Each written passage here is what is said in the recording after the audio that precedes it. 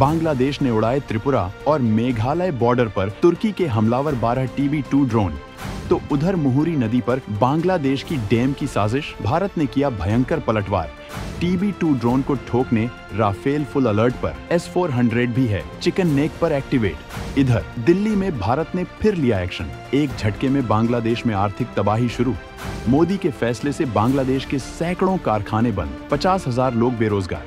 बांग्लादेश को हर महीने $1.2 अरब का हो रहा नुकसान। रॉ ने अगला मिशन शुरू, भारत का दम, भारत का रौब, भारत की वो ताकत जो दुनिया के किसी भी कोने में बैठे दुश्मन को चंद पलों में धूल चटा दे। आज हम बात करेंगे एक ऐसे पड़ोसी की जिसने भारत के खिलाफ साजिश का जाल बुनना शुरू किया, लेकिन भारत ने अपनी कूटनीतिक चालों से उसे चारों खाने चित कर दिया। जी हाँ, हम बात कर रहे हैं बांग्लादेश की, जहां शेख हसीना के बाद मोहम्मद यूनुस की अंतरिम सरकार ने कट्टरपंथियों को खुली छूट दे दी। ये वो संगठन है जो न सिर्फ दक्षिण एशिया की शांति के लिए खतरा बन रहे हैं, बल्कि वैश्विक सुरक्षा को भी चुनौती दे रहे हैं। इनके तार पाकिस्तान की ISI और वैश्विक आतंकी नेटवर्क से जुड़े हैं। यानी भारत के खिलाफ साजिश रचते रचते यूनुस अब आतंकियों के साथ गलबहियां करने में जुट गए हैं। लेकिन भारत वो देश है जो चुपचाप वार सहता नहीं, बल्कि दमदार जवाब देता है। भारत ने ऐसा एक्शन लिया जिसने बांग्लादेश की अर्थव्यवस्था की कमर तोड़ दी। 170 से ज्यादा कारखाने बंद, 40 से 50,000 लोग बेरोजगार और बांग्लादेश की अर्थव्यवस्था अब तबाही के मुहाने पर खड़ी है। इतना ही नहीं, बल्कि बांग्लादेश ने तो ऐसी हरकत भी की जिसे सुनकर आपका भी खून खौलने लगेगा। बांग्लादेश ने भारत के खिलाफ तुर्की से लिए गए 12 उन TB2 बैरक्तार ड्रोन्स को भी उड़ाया है, जो मिसाइलों से भी हमला करते हैं। इतना ही नहीं, यूनुस सरकार के तहत बांग्लादेश में ISIS जैसे आतंकी संगठन सिर उठा रहे हैं, जिन्होंने भारत के खिलाफ हमले की साजिश रची। नवंबर 2024 में बांग्लादेश पुलिस ने 12 ISIS आतंकियों को गिरफ्तार किया, जो भारत में हमले की फिराक में थे। भारत ने न सिर्फ आर्थिक चोट दी, बल्कि सिलीगुड़ी कॉरिडोर जैसे रणनीतिक क्षेत्र की सुरक्षा को भी मजबूत किया। यानी बांग्लादेश के इरादे ठीक नहीं लग रहे हैं, लिहाजा भारत ने जवाबी कार्रवाई करने के लिए चिकन नेक पर मौजूद भारत के राफेल को फुल एक्सेस दिया हुआ है और भारत का AS-400 भी फुल अलर्ट पर है। थोड़ी सी भी हरकत पर ये योद्धा दुश्मनों को मिट्टी में मिला देंगे।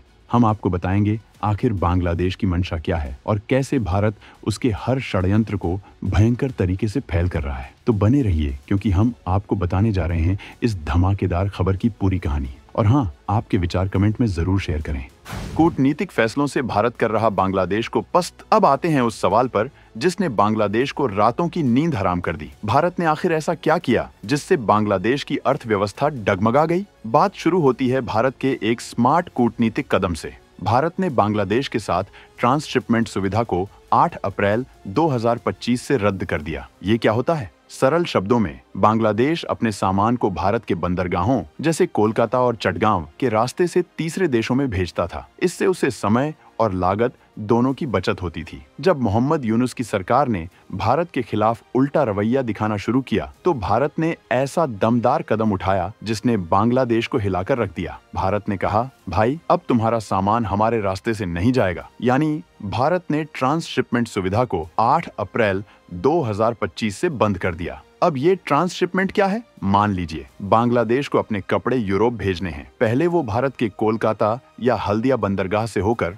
आसानी से और सस्ते में भेजता था। इससे समय और पैसा दोनों बचते थे। लेकिन भारत ने ये रास्ता बंद कर दिया। अब बांग्लादेश को समुद्र के लंबे और महंगे रास्तों से माल भेजना पड़ रहा है, जैसे कि अफ्रीका के केप ऑफ गुड होप से होकर। इससे उनकी शिपिंग लागत 20 से 30% बढ़ गई है। यानी पहले जो काम 100 रुपए में हो जाता था, अब उसके लिए 120 से 130 रुपए खर्च करने पड़ रहे हैं। इसका असर बांग्लादेश के सबसे बड़े उद्योग रेडीमेड गारमेंट पर पड़ा। ये उद्योग बांग्लादेश की अर्थव्यवस्था का 16% हिस्सा है, यानी देश की कमाई का एक बड़ा चंक इससे आता है। 2024 में इस उद्योग ने 42 लाख लोगों को नौकरी दी थी। लेकिन भारत के इस कदम के बाद हालात खराब हो गए। ढाका चैम्बर ऑफ कॉमर्स की जनवरी 2025 की रिपोर्ट कहती है कि 100 से ज्यादा कारखाने बंद हो चुके हैं। सोचिए, 100 कारखाने और 40 से 50 हजार लोग बेरोजगार हो गए। ये लोग अब सड़कों पर हैं क्योंकि उनकी रोजी रोटी छिन गई। हर महीने बांग्लादेश को $1.2 अरब का नुकसान हो रहा है। अगर इसे रुपए में समझें तो करीब 10,000 करोड़ रुपए का झटका हर महीने। अब बांग्लादेश के कपड़े वैश्विक बाजार में पहले जितने सस्ते नहीं रह गए, क्योंकि ट्रांसपोर्ट महंगा हो गया। यूरोप और अमेरिका जैसे देश अब बांग्लादेश से कम माल मंगाने लगे क्योंकि वियतनाम और इंडोनेशिया जैसे देश सस्ता माल दे रहे हैं। भारत यही नहीं रुका, उसने बांग्लादेश के साथ 5,000 करोड़ रुपए के रेल प्रोजेक्ट्स भी रोक दिए, जिनमें अखौरा अगरतला रेल लिंक और खुलना मोंगला पोर्ट रेल लाइन शामिल हैं। ये प्रोजेक्ट्स भारत के पूर्वोत्तर राज्यों को बांग्लादेश के रास्ते मुख्य भूमि से जोड़ने के लिए थे। लेकिन यूनुस की पाकिस्तान और चीन से बढ़ती नजदीकियों ने भारत को ये कदम उठाने पर मजबूर किया।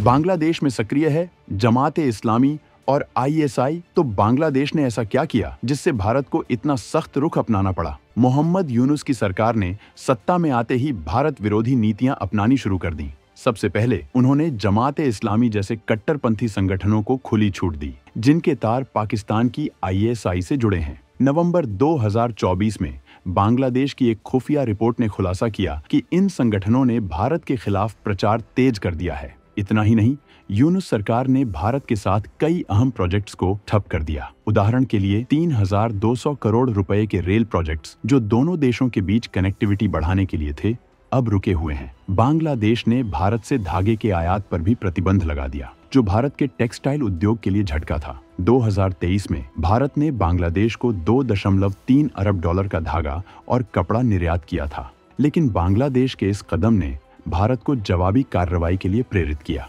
यूनुस ने पाकिस्तान और चीन के साथ नजदीकियां बढ़ानी शुरू की। दिसंबर 2024 में यूनुस ने पाकिस्तान के साथ एक ट्रेड डील साइन की, जिसके तहत सस्ता कपड़ा आयात करने की बात थी। इसके अलावा यूनुस ने चीन के साथ लालमोनीरहट में एक एयरबेस को पुनर्जनन करने का समझौता किया, जो सिलीगुड़ी कॉरिडोर से महज 135 किलोमीटर दूर है। ये कॉरिडोर, जिसे चिकन नेक भी कहते हैं, भारत के लिए रणनीतिक रूप से बेहद महत्वपूर्ण है, क्योंकि ये पूर्वोत्तर राज्यों को मुख्य भूमि से जोड़ता है। यूनुस के इस कदम को भारत ने अपनी सुरक्षा के लिए खतरे के रूप में देखा। बांग्लादेश ने भारत सीमा पर उड़ाए तुर्की के खतरनाक ड्रोन्स।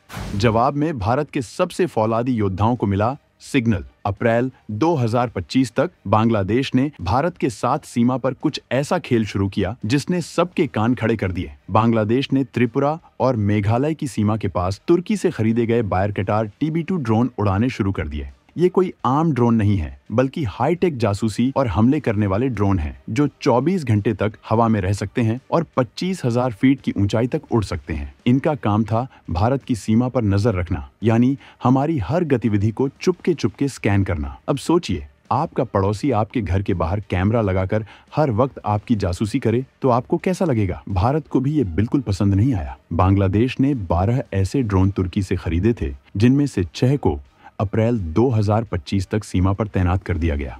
ये खबर 6 दिसंबर 2024 को आज तक ने सबसे पहले ब्रेक की थी, जब पश्चिम बंगाल की सीमा पर इन ड्रोन की गतिविधियां पकड़ी गईं। भारत ने इस हरकत को हल्के में नहीं लिया। भारतीय सुरक्षा एजेंसियों ने तुरंत अलर्ट मोड ऑन कर दिया और बांग्लादेश को सख्त चेतावनी दी कि हमारी सीमा पर ये जासूसी का खेल बंद करो, वरना नतीजे भुगतने पड़ेंगे। लेकिन भारत सिर्फ चेतावनी देकर चुप नहीं बैठा। उसने अपनी ताकत का ऐसा प्रदर्शन किया जिसने बांग्लादेश को बैकफुट पर ला दिया। भारत ने सिलीगुड़ी कॉरिडोर यानी चिकन नेक के आसपास अपनी सबसे घातक हथियार प्रणालियों को फुल अलर्ट पर रखा। चिकन नेक भारत का वो 22 किलोमीटर चौड़ा इलाका है जो पूर्वोत्तर राज्यों को देश के बाकी हिस्सों से जोड़ता है। अगर इस पर कोई खतरा आता है तो भारत का पूरा पूर्वोत्तर कट सकता है। इसलिए भारत ने कोई रिस्क नहीं लिया। यहाँ भारत ने अपने राफेल फाइटर जेट्स को तैनात किया, जो 3,700 किलोमीटर तक उड़ सकते हैं और लेजर गाइडेड मिसाइलों से लैस हैं। इनकी स्पीड 1,900 किलोमीटर प्रति घंटा है, यानी पलक झपकते ही दुश्मन को नेस्तनाबूद कर सकते हैं। फिर आता है S-400 एयर डिफेंस सिस्टम, जिसका रडार 600 किलोमीटर तक 300 टारगेट्स को ट्रैक कर सकता है और एक साथ 62 मिसाइलें दाग सकता है। ये ड्रोन, मिसाइल या फाइटर जेट कुछ भी हो, पल में खत्म कर देता है। इसके अलावा भारत ने अपनी स्वदेशी आकाश मिसाइल सिस्टम को भी तैयार रखा, जिसकी रेंज 25 से 40 किलोमीटर है और ये छोटे बड़े हवाई हमलों को रोकने में माहिर है। और सबसे खतरनाक है ब्रह्मोस मिसाइल, जिसे भारत ने रूस के साथ मिलकर बनाया है। ये सुपरसोनिक मिसाइल